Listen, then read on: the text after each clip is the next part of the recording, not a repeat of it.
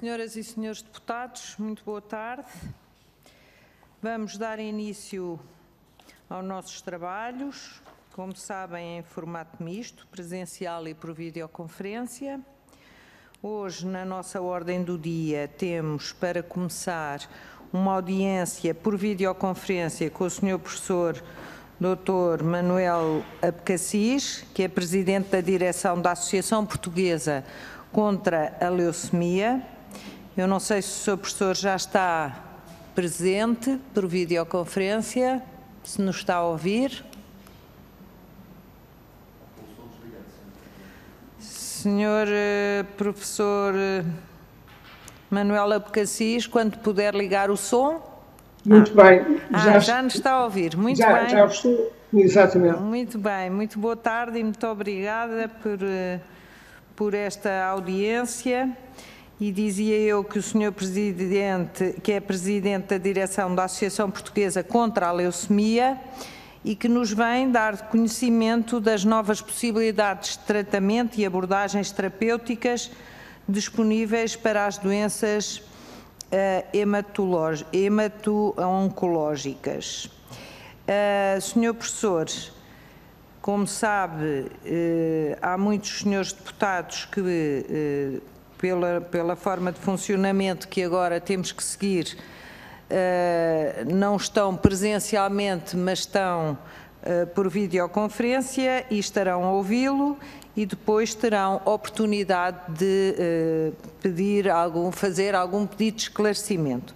Portanto, sem mais demoras, e muito obrigada por esta oportunidade, é sempre um momento muito importante para a Comissão de Saúde podermos ter conhecimento através das associações e não só do que se vai passando neste mundo infindável da medicina e das novas abordagens para tratamento e, portanto, passava-lhe desde já a palavra, agradecendo uma vez mais, sei que nos vai fazer uma apresentação, não é?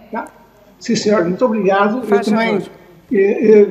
Eu também quero agradecer às senhoras e aos senhores deputados a oportunidade que me dão de estar aqui a falar em nome da Associação Portuguesa contra a Leucemia e de vos dar a conhecer um pouco do que tem sido a atividade da Associação, do apoio que nós damos aos doentes com este tipo de situações e também o modo como perspectivamos estas novas abordagens de tratamento que têm vindo, de facto, eu diria que a revolucionar, felizmente, no bom sentido, o tratamento destas doenças.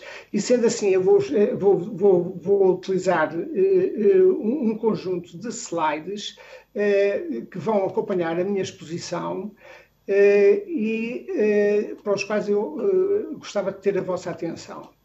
E assim, portanto, ora bem, para uma breve introdução à PCL, a PCL foi fundada em 2002 por um grupo de médicos e doentes do IPO de Lisboa e foi reconhecida como uma IPSS em 2011 e tem como missão contribuir para melhorar as condições respeitantes ao tratamento das leucemias e doenças afins.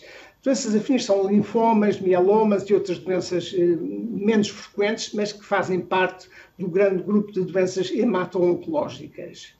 E assim, os principais objetivos da PCL têm evoluído ao longo do tempo, desde o início das suas atividades em 2002.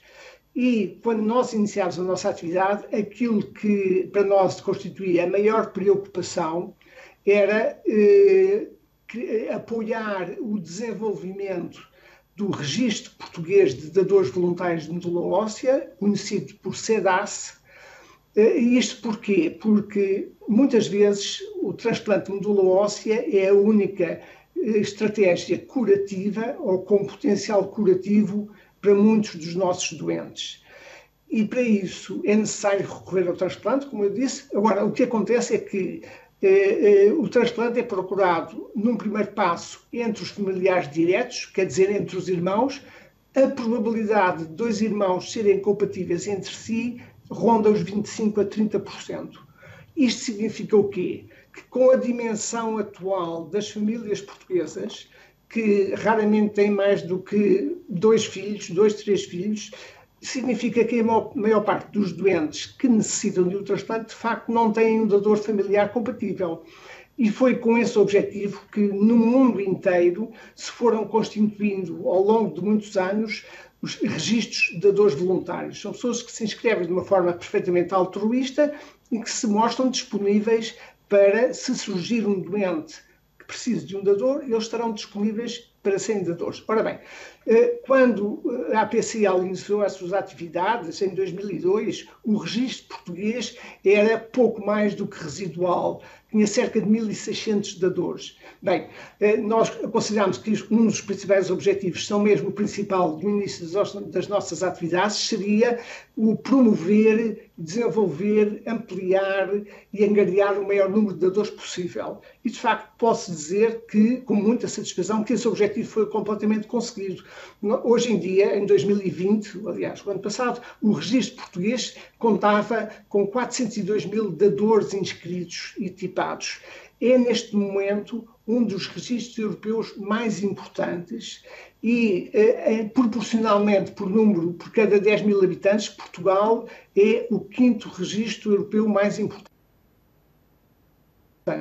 Isto tem-nos permitido que, ao longo da sua atividade, cerca de 2.000 doentes, não só em Portugal, mas também em todo o mundo, tivessem acesso a um transplante de medula óssea que, eventualmente, poderá ter contribuído para a cura da sua doença.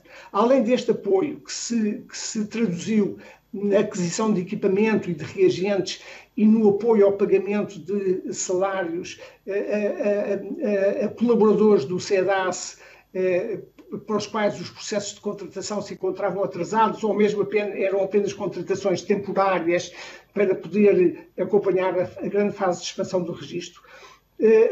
Temos um dos outros objetivos da associação é o apoio à investigação e temos-lo feito pela concessão de bolsas de estudo anuais destinadas a apoiar projetos de investigação na área de hematologia a serem desenvolvidos em instituições portuguesas.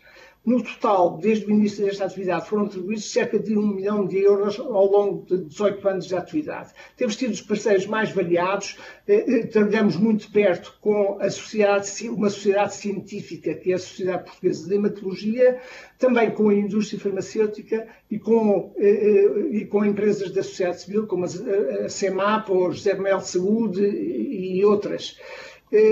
Temos também, no nosso programa, um apoio à formação pós-graduada em colaboração com a Fundação Carlos Gulbenkian inicialmente e mais recentemente com a Sociedade Portuguesa de Hematologia.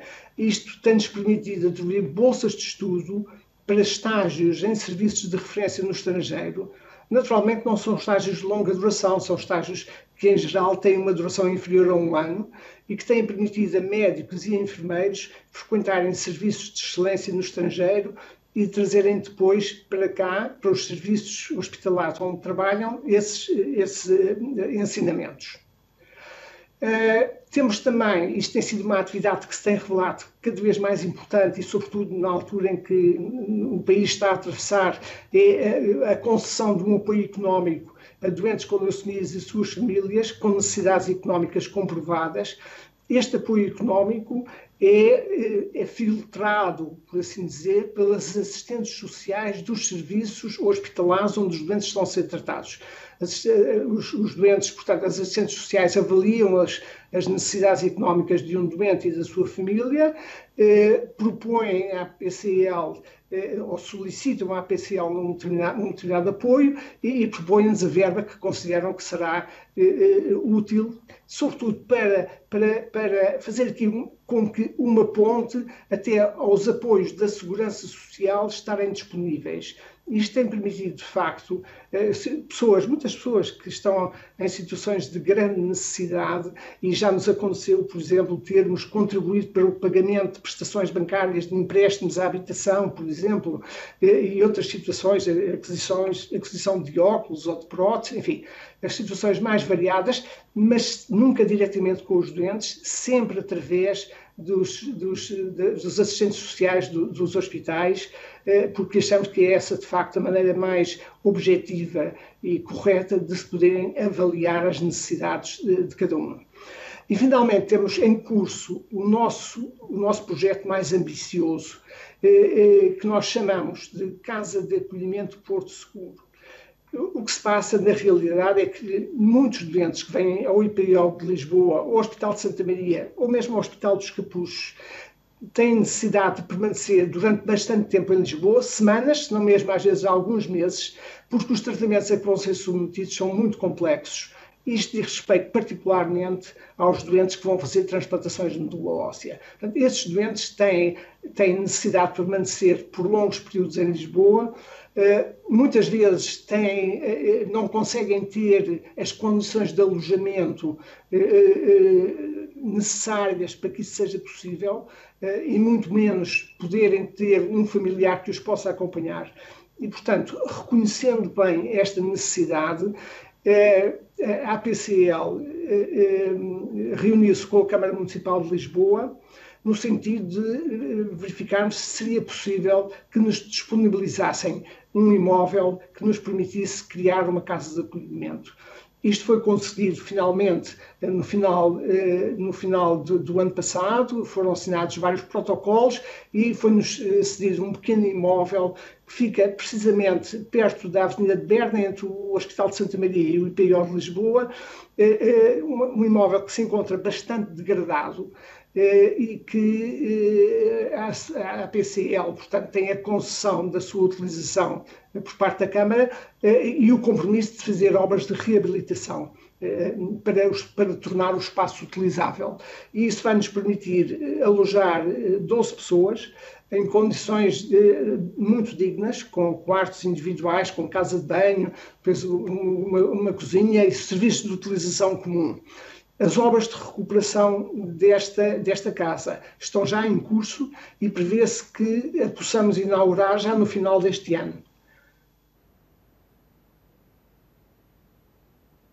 Por outro lado, é também um dos objetivos da nossa associação o contribuir para um melhor conhecimento na população em geral, mas particularmente nos doentes e nos seus familiares, do que são, afinal de contas, as doenças hemato-oncológicas, em que os doentes muitas vezes têm não só dificuldade em perceber o que os médicos dizem, porque nós, de facto, por vezes, sem nos apercebermos até, utilizamos uma linguagem um bocado hermética e pode ser difícil de perceber para as pessoas, e muitas vezes também, mesmo quando se utiliza uma linguagem mais acessível,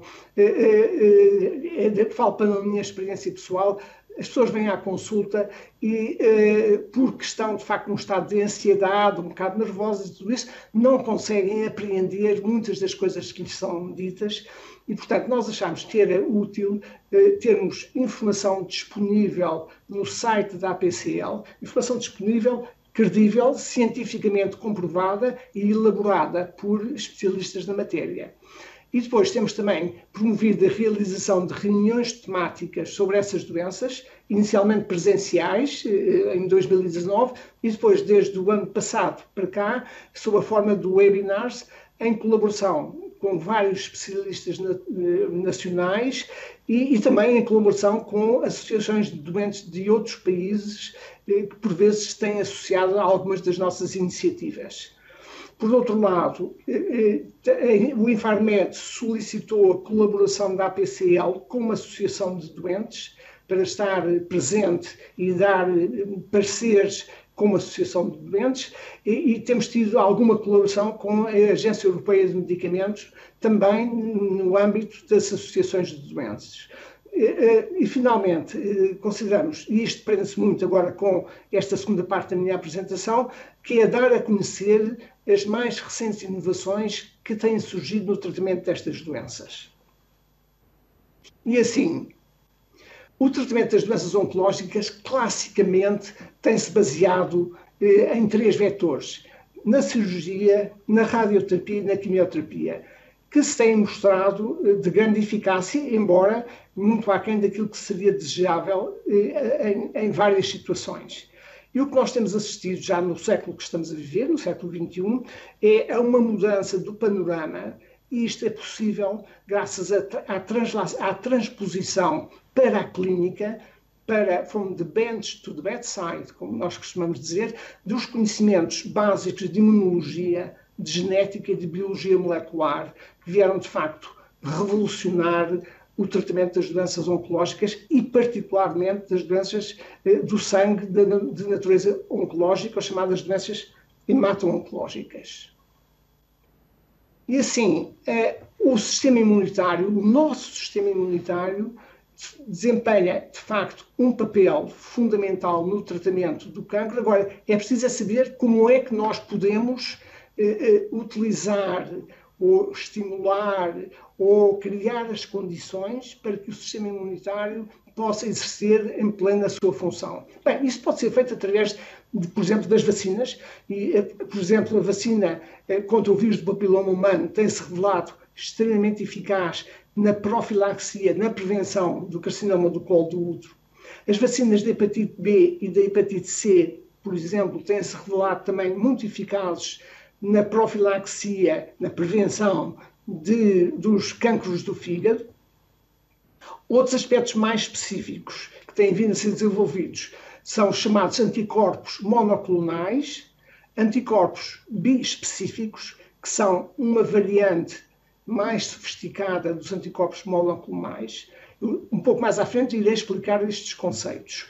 Depois, a utilização de anticorpos, já agora conjugados com medicamentos, portanto, que potenciam muito o seu efeito antitumoral. Depois, o desenvolvimento de pequenas moléculas que vão potenciar os linfócitos T, porque são dentro do sistema imunitário. Nós temos, de facto, vários tipos de células. Temos, principalmente, os linfócitos T e os linfócitos B. Mas o efeito antitumoral dos linfócitos T é, de facto, claramente aquele que é mais relevante para o controle de uma doença oncológica que possa surgir. E depois temos terapêuticas celulares.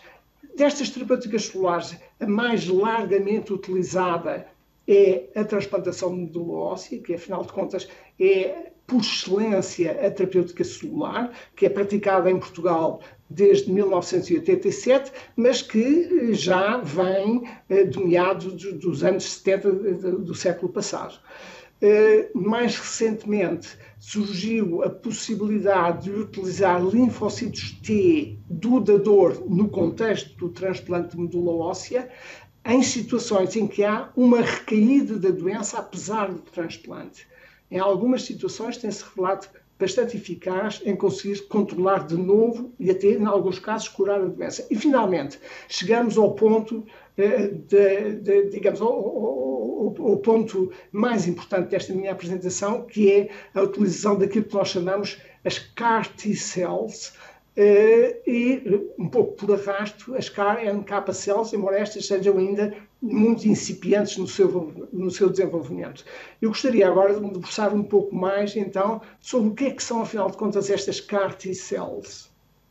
E então, eu esquematicamente aqui representei um pouco aquilo que acabei de vos dizer, que é a evolução histórica das terapêuticas para o cancro.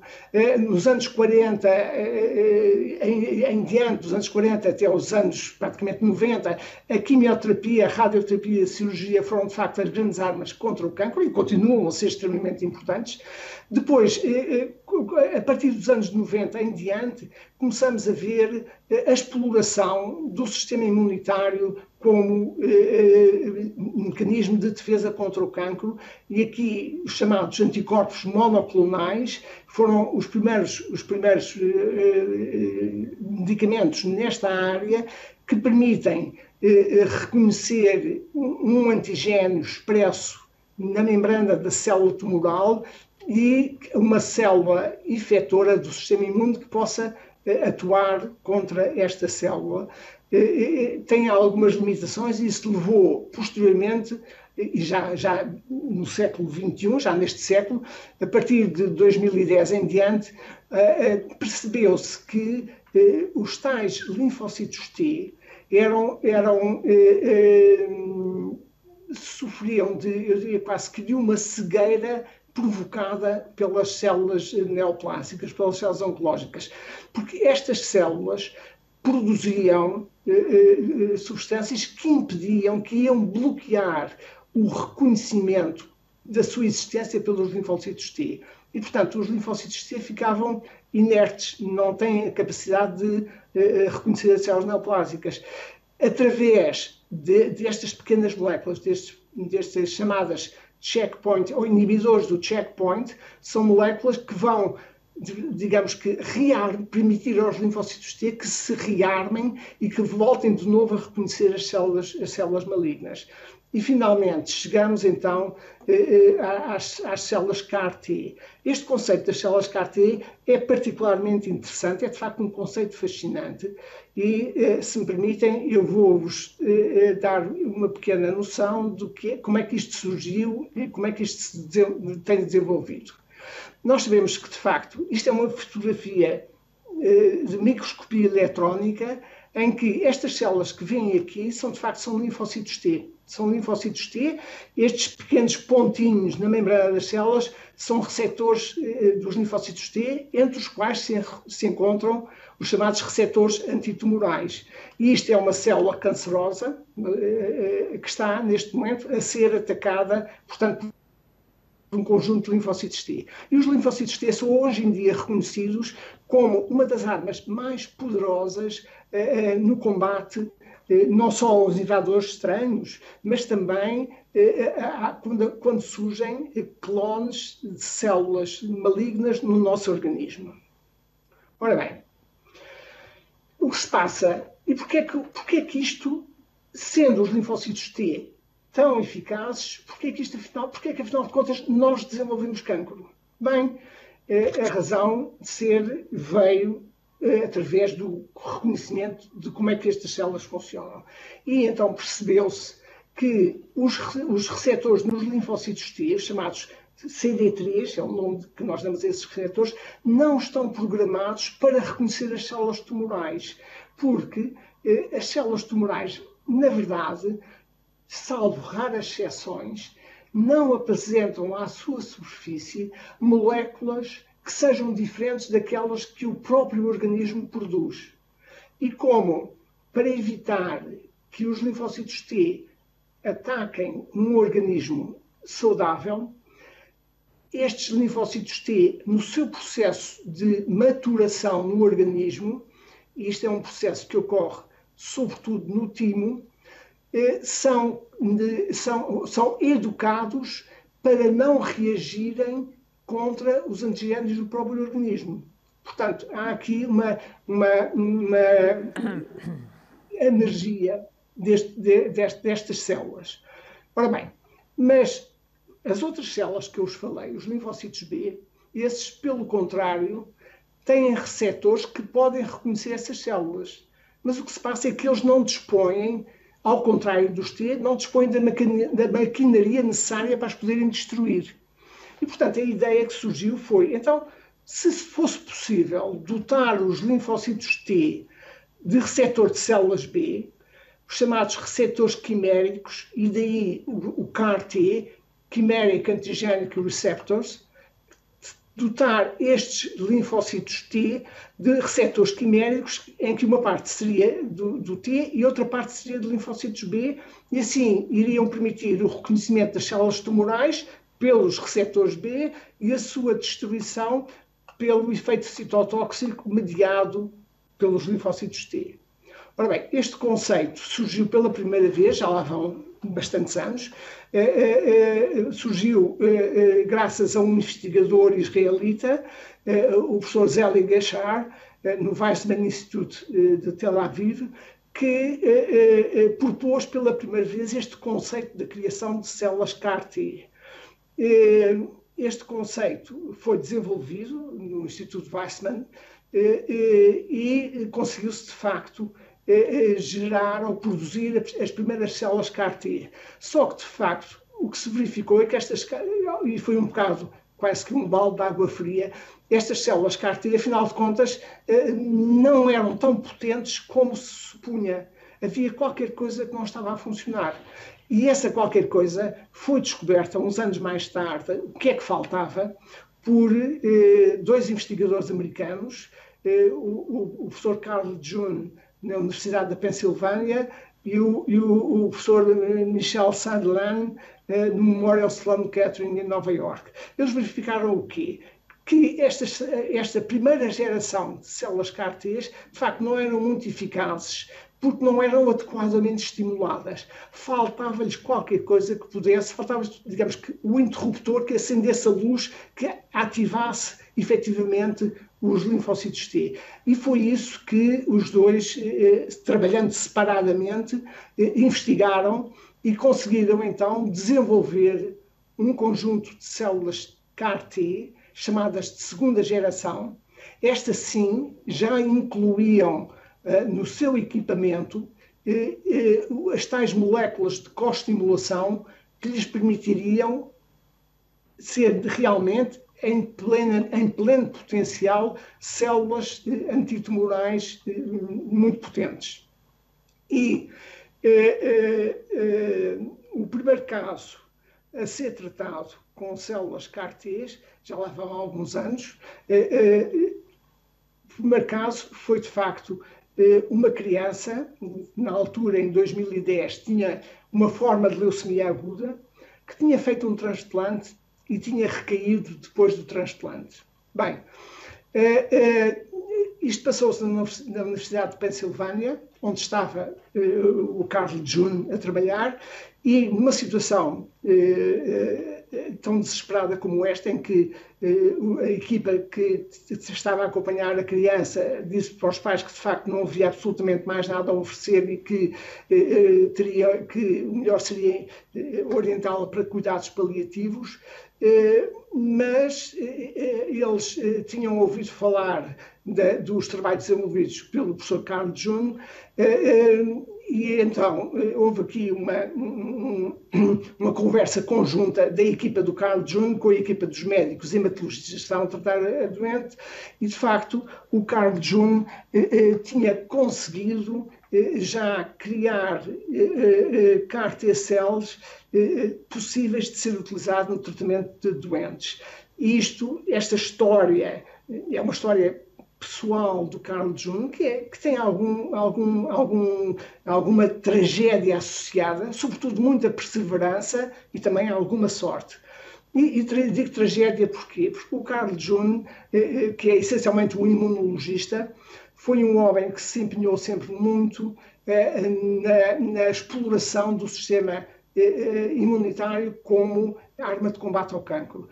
Isto motivado em grande parte porque a mulher dele morreu com cancro do ovário e ele tentou desesperadamente conseguir produzir células, linfócitos T, que pudessem controlar a doença da mulher e de outras doenças semelhantes. Mas, de facto, não conseguiu nem ter os apoios à investigação para que isso fosse possível, nem sequer conseguiu concretizar a sua ideia. Mas não desistiu.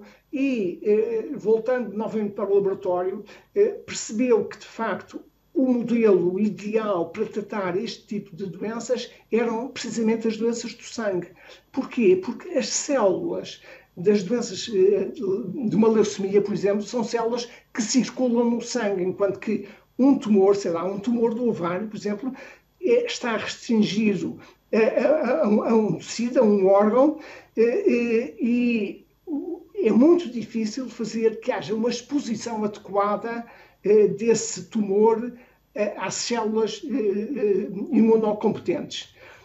As células, as leucémias, são um modelo ideal porque as células são circulantes, estão livres na circulação. Nós podemos introduzir células com um potencial imunológico potente na circulação que não terão nenhuma dificuldade em entrar em contacto com essas células tumorais circulantes. E foi graças à perseverança do Carl June que, através de múltiplas experimentações animais e com vários modelos de doenças, percebeu claramente que o grande passo teria que ser feito através das doenças hemato-oncológicas, porque era aí que haveria possibilidade na clínica se tirar proveito desta grande proximidade desses tipos de células.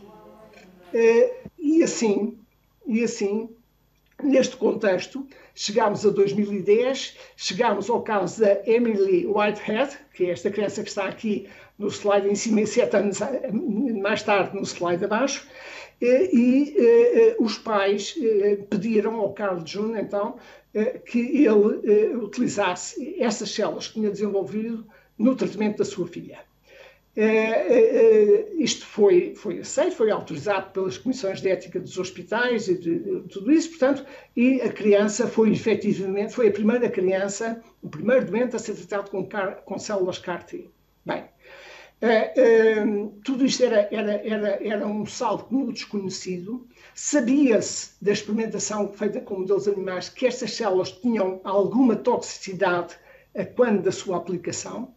E, portanto, havia que estar muito atento e havia, sobretudo, que fazer um conjunto de investigações muito amplas para se perceber bem a eficácia e a tolerância ou toxicidade destas células. E assim, a equipa que tratou a Emily Whitehead, logo após a infusão de células e nos dias seguintes, fizeram uma bateria muito grande de testes para ver se detectavam produtos que parecessem de novo.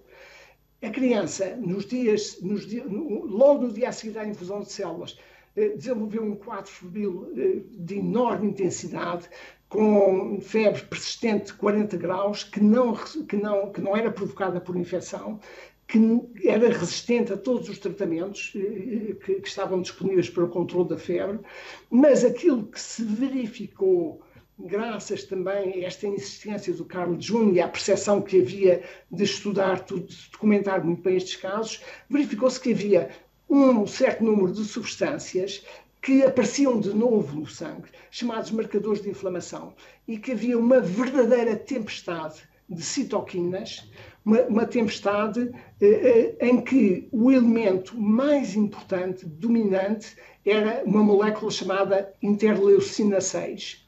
Para vos dar uma ideia, a concentração de interleucina 6 no sangue, 2 dias depois da Emily ter recebido as células, era 60.000 vezes superior àquilo que era no dia em que ela recebeu as células. Portanto, essa interleucina 6, que é um produto que é produzido naturalmente pelo nosso organismo como mecanismo de defesa, mas que nestas concentrações tão elevadas põe em risco a vida do próprio doente.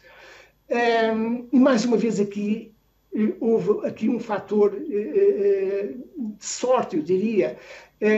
A interleucina 6 é um dos medicamentos biológicos utilizados no tratamento de uma doença reumática autoimune, a chamada artrite reumatoide juvenil e também, em alguns casos, artrite reumatoide de pessoas adultas. Bem, o que é que de curioso se passou aqui? É que a filha do Carl June, precisamente, tem uma artrite reumatoide juvenil e estava a ser tratada com este medicamento anti-interleucina 6. Este medicamento anti-interleucina 6 revelou-se muito eficaz no tratamento das queixas que ela tinha. E, portanto, daí ele associou uma coisa com a outra e propôs aos médicos que utilizassem esse medicamento para o tratamento desta tempestade de citocinas. Era um medicamento que está disponível, está comercializado, existe, e, portanto, foi o que os médicos que estavam a seguir a Emily utilizaram rapidamente no tratamento da situação que ela apresentava, que era de extrema gravidade. E a resposta foi perfeitamente espetacular. O quadro clínico reverteu completamente, a criança saiu dos cuidados intensivos e recuperou muito rapidamente o seu estado geral, o seu estado clínico. E, portanto, aqui há de facto aqui um conjunto de coincidências e agora que têm de facto tiveram um impacto muito dramático em todos estes desenvolvimentos. E como é que, afinal de contas, na prática, como é que se conseguem produzir estas células CAR-T? Bem, o procedimento pode parecer simples, mas é altamente complexo. O primeiro passo é colher, e eu vou passar ao slide seguinte. O primeiro passo... Sr. Professor, eu não o quero interromper, mas de facto nós Nós só temos disponível 1 hora para esta reunião e eu ainda tenho que dar a palavra a todos os senhores deputados que me solicitarem. Portanto, eu agradecia só, e por mais interessante e apaixonante que é esta trajetória que o Sr. Professor está a dizer-nos e que estamos todos muito interessados, de facto o tempo urge, se não se importar de apressar um pouco, peço-lhe desculpa. Então, eu me agradeço. Sim, com certeza, eu agradeço. Peço desculpa, mas às vezes entusiasmo-me um pouco com este tema. Porque não, o Sr. Professor também poderá sempre depois, e nós até agradecemos, enviar-nos a sua apresentação. Exato. Obrigada. Bem, só vos queria dizer então que o processo de produção destas células é bastante complexo, obriga a colheita das células no doente, as células são transportadas para um centro de produção, que neste caso já é na Europa, mas quando nós começámos a utilizar estes tratamentos, as células iam para os Estados Unidos, depois são processadas, é-lhes introduzido aquele equipamento genético que elas precisam para produzir os receptores CAR-Ts, regressam ao serviço onde o doente está a ser tratado e são infundidas ao doente. Portanto, como eu vos disse, isto é um tratamento que tem toxicidades que não são desprezíveis e, portanto, exige o quê? Exige uma equipa dedicada ao tratamento destes doentes. Uma equipa que tem não só médicos de várias especialidades, os médicos hematologistas, os neurologistas, os médicos de cuidados intensivos, de cardiologia, de doenças infecciosas, uma equipa de enfermagem que tem que fazer a sua curva de aprendizagem em todo este processo. E, portanto, depois o apoio dos serviços farmacêuticos, no sentido, na medida em que estas células hoje em dia são consideradas de facto um produto farmacêutico e, portanto, passam pela aprovação das agências reguladoras de medicamentos, quer na Europa, quer nos Estados Unidos. E tudo isto, portanto, envolve uma equipa muito grande, muito motivada. E isso levou a que...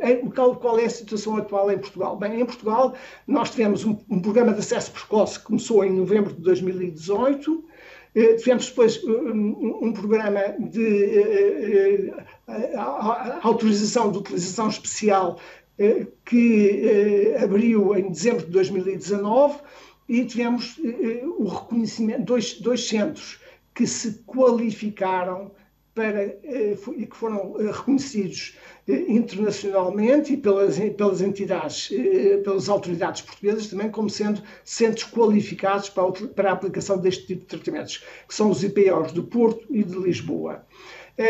Mais recentemente, o mês passado, o Infarmed aprovou o reembolso dos 2 medicamentos que estão comercialmente disponíveis. E com isto termino a minha apresentação e estou aqui e estarei muito gosto em responder às vossas questões naquilo em que eu puder fazê-lo.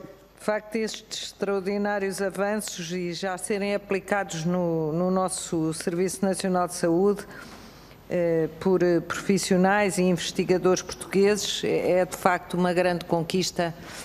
Eu acho que os doentes ficam com mais esperança em ter, de facto, resultados para a sua doença. Passava desde já a palavra ao Grupo Parlamentar do Partido Socialista, ao Sr. Deputado João Gouveia, que lhe peço algum poder de concisão, visto que a apresentação demorou mais do que aquilo que estávamos a contar e, portanto, teremos que ser mais breves. Faz favor, Sr. Deputado João Gouveia.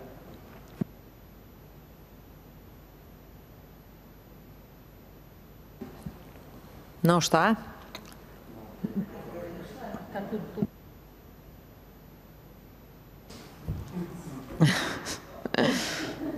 Sr. Deputado João Gouveia, então se calhar vamos passar para o Sr. Deputado seguinte e depois voltamos ao Sr. Deputado João Gouveia, porque não podemos esperar.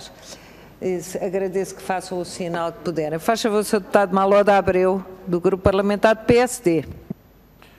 Muito obrigado, Sra. Presidente, Srs. Deputados. Quero, antes de mais, saudar o Sr. Professor Manuel Abcacis pela extraordinária intervenção, eu diria até aula, que nos deu sobre o ponto de situação das doenças hemato-oncológicas. Eu teria aqui um conjunto de assuntos para abordar, mas sinceramente o Sr. Professor falou e tão bem de tantos e de quase todos eles, que eu não quero mais do que agradecer a sua vinda a esta comissão, desejar-lhe a si e naturalmente às pessoas que o acompanham nesta tarefa difícil o trabalho que fazem, assim como Presidente da Direção da Associação Portuguesa contra a Leucemia, e pela nossa parte os esforços de cidadania efetiva e verdadeira são fundamentais na sociedade nos tempos que vivemos, e agradeço-lhe pessoalmente e peço que transmita às pessoas, aos membros da sua direção e com quem consigo trabalha, os nossos desejos de bom trabalho e os cumprimentos que nós queremos apresentar. Muito obrigado. Muito obrigado, Sra. Presidente. Eu é que agradeço, Sr. Deputado. Volto agora a nova tentativa do Sr. Deputado João Gouveia. Ainda não. Muito bem. Sr. Deputado Moisés Ferreira, faz favor, do Bloco de Esquerda. Muito obrigado, Sra. Presidente. Senhoras e Srs. Deputados, gostava de cumprimentar e agradecer o pedido de audiência e a apresentação do professor Dr. Manuel Abcacis, foi de veras interessante. Agradecer isso, a apresentação, que certamente que deixará com a Comissão de Saúde também para podermos consultar posteriormente se necessitarmos, e aproveitava para fazer uma pergunta sobre a questão dos tratamentos, destes tratamentos de terapêuticas inovadoras na área da imuno-oncologia. Gostava apenas de perguntar se tem havido uma introdução rápida desses tratamentos, se tem havido algum tipo de resistência na sua introdução, autorização, algum tipo de demora, ou se, por parte do Infarmed e das outras autoridades que possam ter que ser envolvidas nisto, tem havido solicitude e rapidez para que estes tratamentos e estas terapêuticas inovadoras sejam introduzidas rapidamente no país, ou se há coisas a melhorar desse ponto de vista. Era apenas essa questão que eu gostava de deixar. Muito obrigado. Obrigada, Sr. Deputado. Sra. Deputada Paula Santos, do PCP, faz favor. Muito obrigada, Sra. Presidente. Eu gostaria também de cumprimentar o professor Dr. Manuel Abcacis e agradecer também o conjunto de elementos que deixou connosco nesta audição e que partilhou também com a Comissão de Saúde. Eu gostaria só de lhe fazer uma pergunta rápida neste tempo que resta e que se prende um bocadinho com o momento atual que estamos a enfrentar no nosso país, e qual é que é o acompanhamento que tem sido dado aos doentes com as doenças hemato-oncológicas, se tem sido registado alguma dificuldade nos tratamentos, os diagnósticos. Bom, um bocadinho qual é que é a situação e o acompanhamento que a Associação também tem feito agora neste contexto. Muito obrigada. Muito obrigada, Sra. Deputada. A Sra. Deputada Ana Rita Bessa, do CDS, faz favor. Muito obrigada, Sra. Presidente. Cumprimento naturalmente o professor Dr. Manuel Abcacis, agradecendo-lhe a exposição e a paciência com que tentou traduzir para leigos, ou para praticamente leigos, há aqui umas exceções nos senhores deputados, aquilo que é um tratamento inovador e, portanto, complexo de compreender. Eu gostava de lhe perguntar, agradecendo também e dizendo-lhe que cumpriu claramente os seus propósitos de deixar uma mensagem de esperança no que de melhor se está a fazer no mundo no tratamento da leucemia, mas também aqui em Portugal. Gostava, no entanto, de aproveitar a sua presença para uma dúvida. A última vez que eu tenho ideia de ter discutido este assunto das CAR T-cells em Portugal, era um processo que estava em PAP, portanto estava ainda com, eu não tenho a certeza já se era no IPO do Porto, se era no São João, mas sei que era num destes hospitais que estava a ser ensaiado e experimentado, de acordo com a lógica da PAP, este processo. Gostava de saber se, entretanto, já houve desenvolvimento, se isso já foi introduzido no mercado de alguma maneira, tendo passado esta fase de utilização a pedido e do programa especial, mas sobretudo também gostava que nos falasse de uma outra dimensão que aqui não falou, que é, e que nós temos tido como matéria aqui no Parlamento, que é o problema deste tipo de medicamentos, deste tipo de terapêuticas inovadoras ser muito dispendiosa e, portanto, a sua introdução nos mercados também ter esse lado aqui atender e, portanto, também como é que perspectiva, do ponto de vista da evolução científica, este outro lado mais complexo de um sistema de saúde que tem limitações financeiras, que tem várias outras doenças que concorrem para esses recursos e como é que se deve gerir e com que critérios se deve gerir estas decisões. Muito obrigada.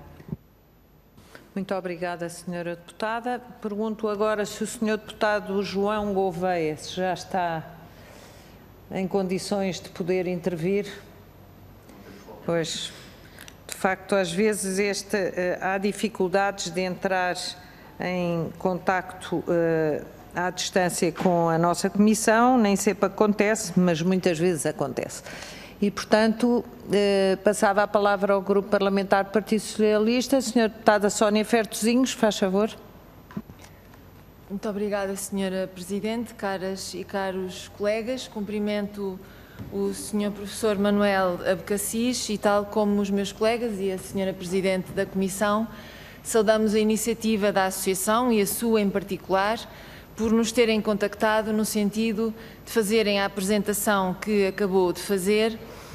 Sobre a Associação, temos tido a oportunidade de acompanhar o seu percurso e, como bem assinalou, Portugal tem dos bancos de medula mais importantes a nível internacional. Esta Associação tem uma história e um trabalho notável e gostaria de salientar aqui este trabalho e de saudar e de agradecer como cidadã, como responsável política, a todos e a todas aquelas que ergueram este projeto e que o trouxeram hoje pela sua voz até aqui.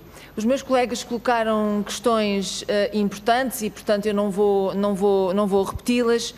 No entanto, gostaria de colocar uma questão que julgo muito interessante e que também se prende com uma nova fase do desenvolvimento dos serviços que esta associação presta e que tem a ver com o projeto que, pelo que referiu, estará pronto para servir as pessoas com doença hemato-oncológica em Lisboa, que são as casas de apoio aos utentes e às utentes que moram, ou que distam, digamos assim, bastante do hospital para efeitos dos tratamentos que têm que fazer e do apoio que precisam de receber. Eu gostaria de saber se esta casa, agora na Avenida de Berna, é a primeira de uma rede que estejam já a perspectivar construir no país. Sabemos que este projeto e este tipo de projetos, enfim, exigem muito de associações como a vossa, exigem muito da sociedade em geral e até do próprio Estado, quando estamos a falar deste tipo de respostas públicas, mas gostava, se pudesse, que nos explicasse como é que esta casa de apoio chegou até aqui. Já disse que a Câmara que tem negociações, protocolos.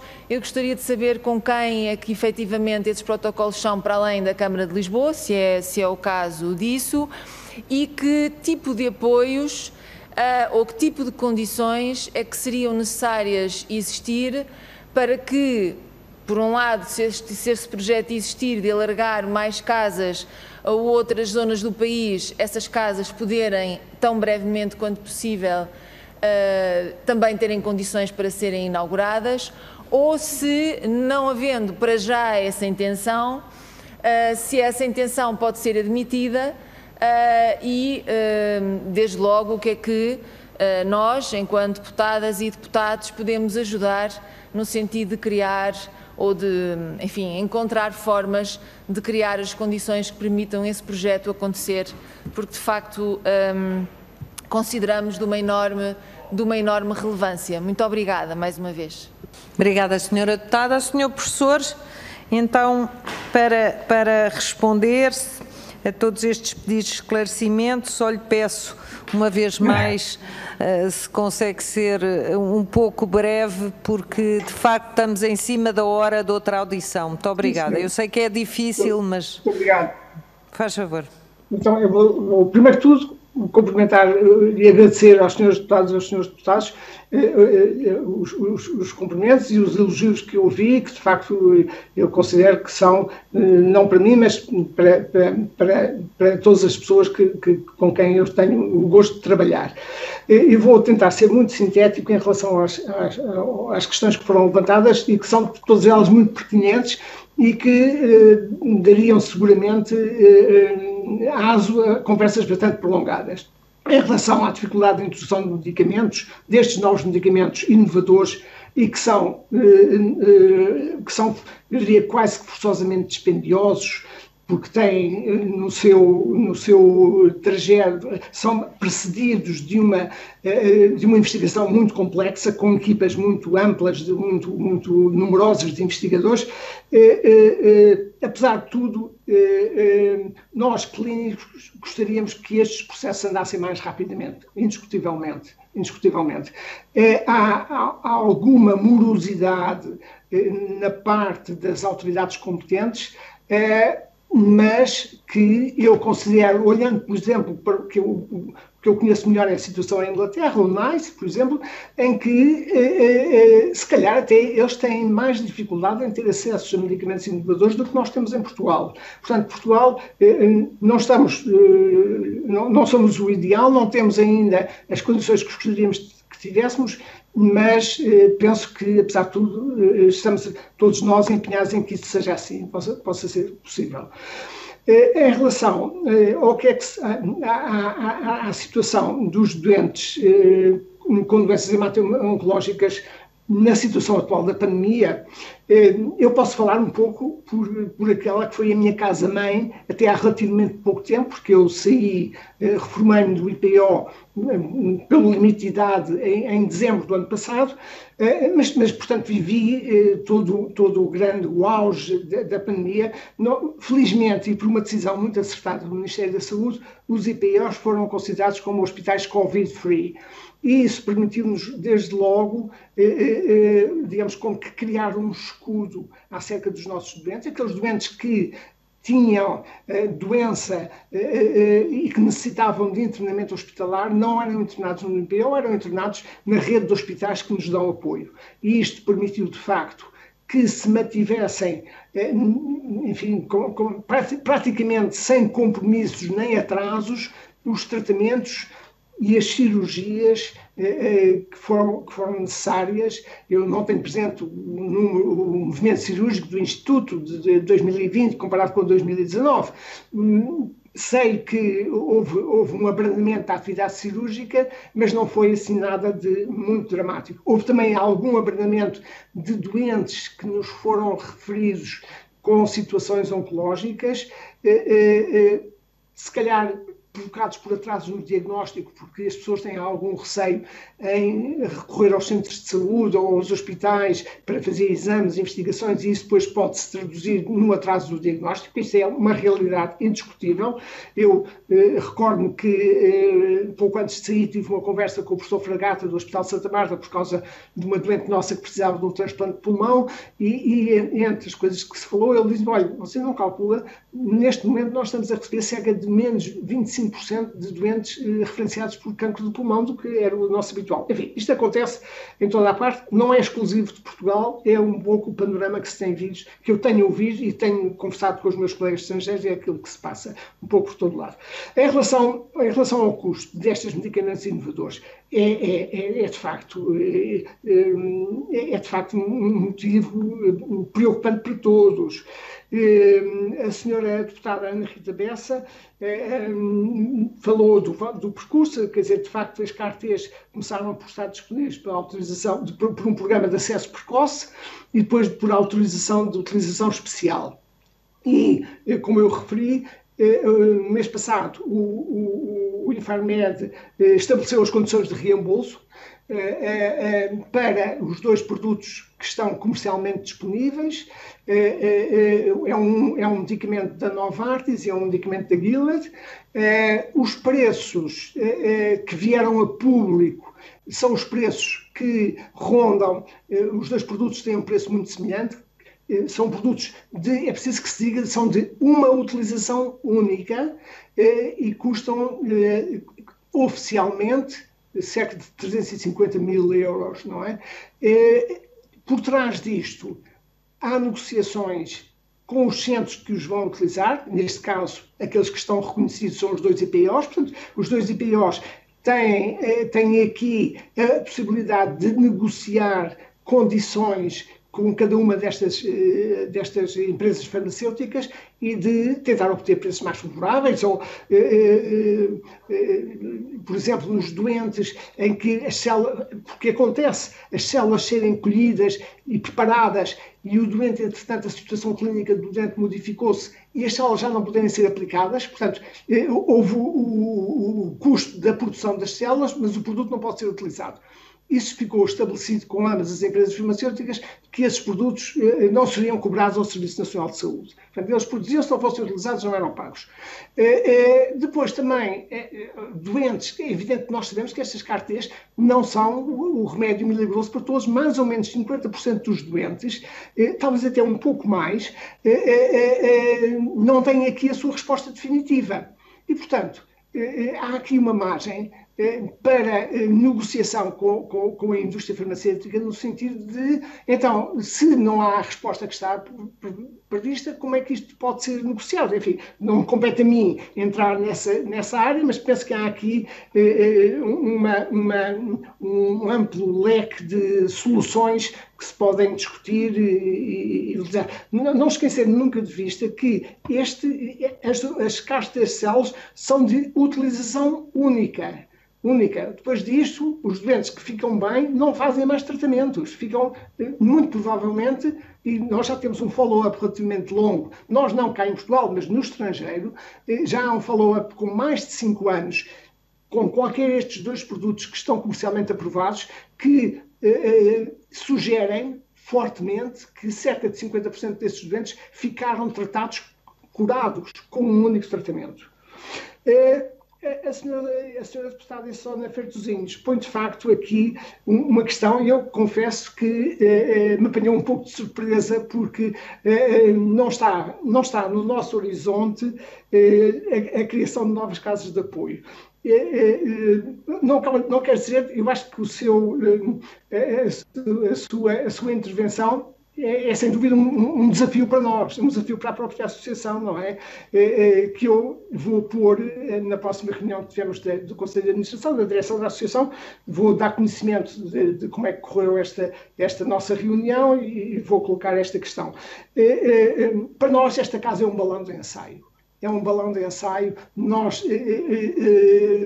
não temos, evidente, sabemos que temos orçamento para poder fazer as obras todas e ter a casa disponível para poder ser utilizada, mas por trás disso há depois tudo aquilo que se prende com o funcionamento da casa.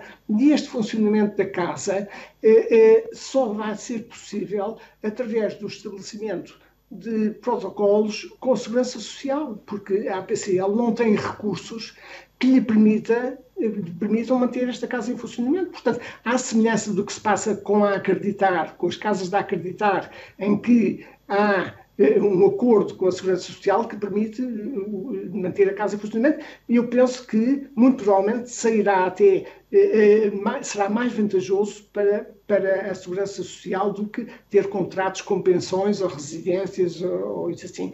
Portanto, sim senhor, fica o desafio, vamos ver como é que corre esta primeira experiência, e se as coisas se proporcionarem, sem dúvida que nós gostaríamos muito que fosse possível surgirem casas com estas funções no Porto, eventualmente em Coimbra, porque são, afinal de contas, os 3 grandes centros onde as pessoas se deslocam para terem acesso a tratamentos de ponta, tratamentos mais sofisticados.